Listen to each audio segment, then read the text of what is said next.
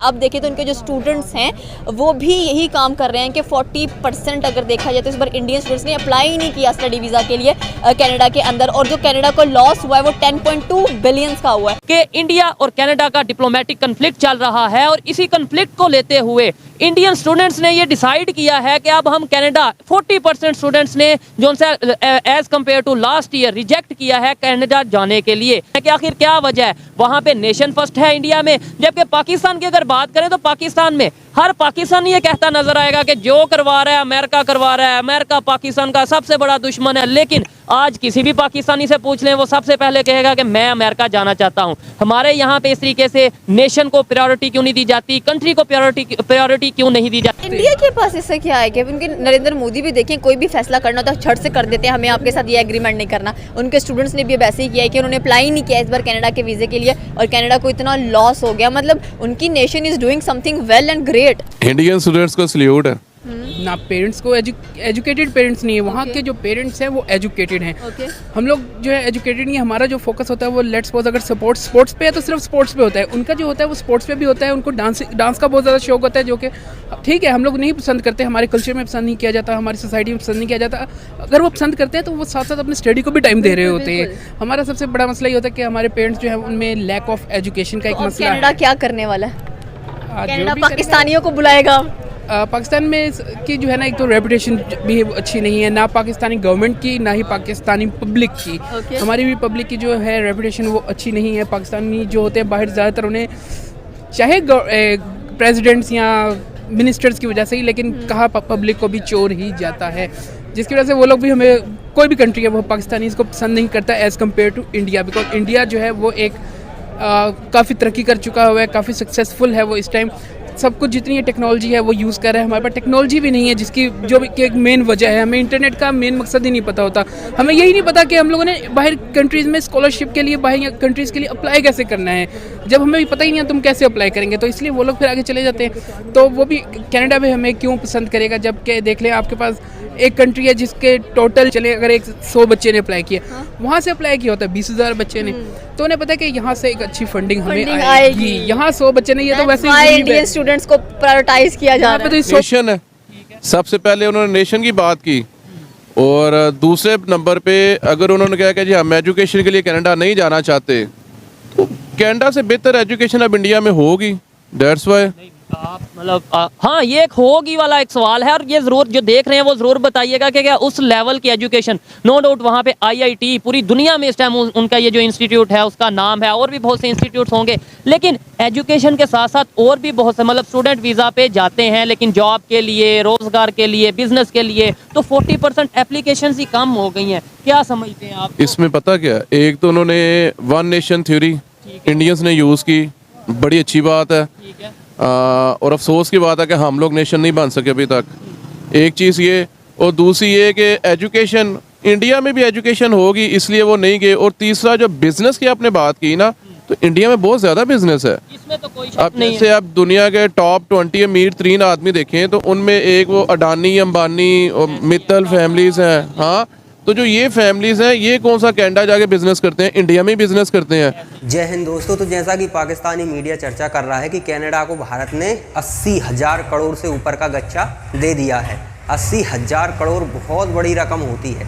हालांकि कनाडा की कह सकते हैं कि आर्थिक स्थिति ना तो ज़्यादा ख़राब है और ना ही बहुत अच्छी है। ये क्या है कि पश्चिमी देशों के कंट्रोल में रहता है, अमेरिका के कंट्रोल में है, तो थोड़ा उनसे एज मिलता रहता है। बाकी इनकी इकोनॉमी में कोई ऐसा फैक्टर ही नहीं है कि ये उससे बहुत ज़्यादा बूस्ट कर सकें। जैसे कि ना इनके पास कोई ऑयल है ना कुछ, मतलब कुछ भी ऐसा नहीं है। हालांकि ये क्या है कि स्टूडेंट वगैरह पे ज़्यादा निर्भर करते थे और वही गच्चा भारत ने इनको दे दिया है।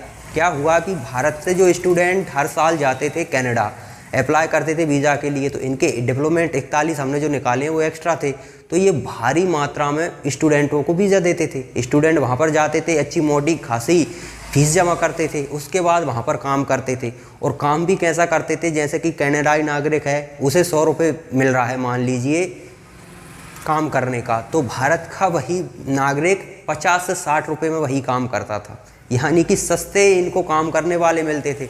एक वो नुकसान हो गया इनको। जो व्यापारी थे उन्हें काफ़ी मुनाफा हो रहा था, डबल कह सकते हैं, डबल के आसपास ही मुनाफा हो रहा था, तो वो भी गच्चा लग गया। और ऊपर से जो स्टूडेंट जाते थे जो हर साल बहुत ज़्यादा फीस, अब बताइए 40-40 लाख रुपए एक एक बंदा स्टूडेंट जो फीस जमा करता था कनाडा में पढ़ने के लिए, 40-40 लाख रुपए, तो इनको 80,000 करोड़ का गच्चा लग चुका है। और ये गच्चा इन्होंने खुद लिया है। पार्लियामेंट में खड़े होकर जो टूडो, जो कैसा अजीब सा तो नाम है, टूडो ने अगर जो बकवास नहीं की होती बिना किसी तथ्य वगैरह के, हाँ कुछ लग रहा था तथ्य थे, तो सीधा अमेरिका ने जैसे कि साक्ष्य रखे हैं ना, इस तरह से सीधा सीधा बात करता, इस तरह से हल्ला तो नहीं करता। हालांकि इसके पीछे भी अमेरिका था।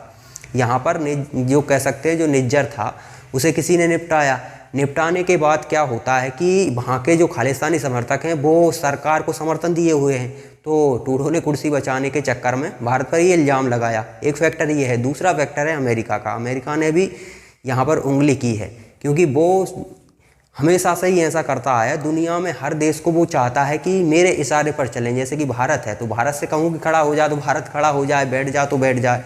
अमेरिका का यही एक मोटिव रहता है कि हर देश उसके नीचे काम करे, उसकी बराबरी में कोई खड़ा ना हो सके। लेकिन अब भारत के मामले में थोड़ा अलग है। भारत ऐसा नहीं है। भारत ने, प्रधानमंत्री नरेंद्र मोदी ने कई बार कहा है कि हम ना तो आँख दिखाकर बात करेंगे और ना ही आँख झुकाकर बात करेंगे। हम आँख मिलाकर बात करने वाले लोग हैं और आँख मिलाकर बात करेंगे। अमेरिका चाहता है कि हम उसके सामने आँख झुकाकर बात करें, तो ये जो अमेरिका चाहता है वो संभव नहीं है। अमेरिका को सोचना पड़ेगा, क्योंकि अमेरिका इन कनाडा हो गया, खालिस्तानी हो गए, इनके ज़रिए भारत पर दबाव डाल ले, ये वो समय नहीं रहा। अब समय बदल चुका है। कनाडा को ये बात समझ आ गई होगी, अमेरिका को समझ लेना चाहिए, क्योंकि पन्नू के ज़रिए बहुत से वो क्रियाकांड कर रहे हैं। अब आप मुझे बताइए, पन्नू ने कहा कि एरोप्लेन उड़ा देंगे हम, जो कनाडा में चलती है ना एयर इंडिया की, ठीक है। उन्होंने कहा कि जो भारत के राजनयिक कनाडा में हैं, अमेरिका में हैं, इन लोगों को वो डेथ थ्रेट देता रहता है, ठीक है। ये भी एक मैटर हो गया। दूसरा मैटर हो गया पार्लियामेंट को उड़ा देंगे। मतलब एक व्यक्ति इस तरह की भाषा का प्रयोग कर रहा है, वीडियो बनाकर धमकी दे रहा है, और अमेरिकी सरकार कह रही है ये तो भैया फ्रीडम ऑफ स्पीच है।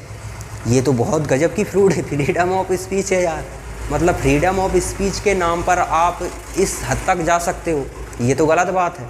अमेरिका तो फिर कह सकते हैं कि ये जो पन्नू है, ये पन्नू तो मोहरा है, असली पीछे तो इसके पीछे असली हाथ तो अमेरिका का है। अमेरिका सोच रहा है कि इसके ज़रिए हम भारत पर दबाव डाल लेंगे, लेकिन अमेरिका गलती में है, ऐसा नहीं हो सकता। अगर कनाडा जैसी गलती करते तो आपको अंदाज़ा लग जाता, लेकिन आपने कनाडा जैसी गलती नहीं की। आपने हमसे सीधी सीधी बात की और एविडेंस थोड़े बहुत दी हैं, और ऐसे एविडेंस जो कि विश्वास पात्र नहीं है। अब आप बताइए कि खुफिया विभाग के जो काम करने वाले लोग होते हैं, उनके परिवार के लोगों को भी पता नहीं होता कि हमारा भाई या बच्चा क्या कर रहा है, तो वो उसे, जिस व्यक्ति को इन्होंने दूसरे देश में पकड़वाया है, उस व्यक्ति को यहाँ से डिटेल दे रहे थे। वो व्यक्ति कह रहा है कि मैं ऑर्डर ले रहा था भारतीय खुफिया एजेंसियों से। ऐसा संभव है क्या? ये तो पाकिस्तान में तक नहीं होता होगा यार, भारत की बात छोड़ ही दो, खुफिया विभाग में ऐसा नहीं होता। तो ये तो बेवकूफ़ी वाली बातें हैं अमेरिका की। कनाडा को खासकर अच्छा गच्चा मिला है। 41 डिप्लोमेट निकाल दिए हमने, उसके कारण इनकी जो वीज़ा प्रोसेस है वो स्लो हो गई। इनके जो वीज़ा हमने बैन किए थे, कनाडा से भारत नहीं आ सकते, उसको शायद हमने रियायत दे दी है, ऐसी खबर सुनने में आई थी, शायद दे दी होगी उसमें, क्योंकि अंदर खाने कुछ दोनों सरकारों के बीच बातचीत चली है।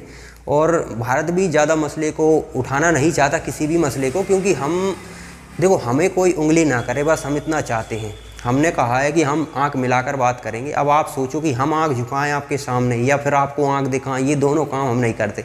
हम ना तो किसी को आंख दिखाते हैं और ना किसी के सामने आंख झुकाते हैं। ये प्रधानमंत्री नरेंद्र मोदी का संकल्प है और वो इसी काम पर लगे हुए हैं। ये हाँ कह सकते हैं कमज़ोर प्रधानमंत्री अगर आपके देश में होगा फिर उसे आंख झुकानी ही पड़ती है, या बेवकूफ़ होगा वो दूसरों को आंख दिखाता है। जैसे कि चीन को देख लीजिए, दूसरों को आंख दिखाने के चक्कर में उनकी इकोनॉमी डाउन होने लगी है। सारी कंपनियों को समझ आ गया कि भविष्य अब चाइना में नहीं है, क्योंकि ऐसा कोई देश नहीं बचा जिससे पंगा ना लिया हो। Thank you Xi Jinping. Xi Jinping के कारण ही कंपनियां वहाँ से भाग रही हैं और वो भारत आ रही हैं, तो इससे हमारा ही फ़ायदा है। शी जिनपिंग हमारे लिए कह सकते हैं कि बढ़िया आदमी है, बढ़िया क्या भला आदमी है। उसके चक्कर में हमारा फ़ायदा हो रहा है, उसका नुकसान तो होना ही होना है। यदि आप जिनसे आपके बॉर्डर नहीं मिलते, उनसे आप उंगली कर रहे हो, उनसे विवाद खड़ा कर रहे हो, तो फिर स्वाभाविक है आपकी इकोनॉमी डाउन होगी, क्योंकि आप ज़रूरत से ज़्यादा दुश्मन अपने दुनिया भर में बना ले रहे हो। यदि इकोनॉमी को आपको बूस्ट करना है, मजबूत करना है, तो आपके दुश्मन कम होने चाहिए और दोस्त ज़्यादा होने चाहिए, तभी आपकी इकोनॉमी बूस्ट कर सकेगी। और ये बात चीन को समझ नहीं आती। कनाडा ने पंगा ले लिया तो उसको हमने गच्चा दे दिया है, और ये गच्चा आगे भविष्य में बढ़ने वाला है। अमेरिका थोड़ा अलग टाइप से खेल रहा है, उसे समझाने के लिए थोड़ी अलग विधियाँ हमें अपनानी पड़ेंगी।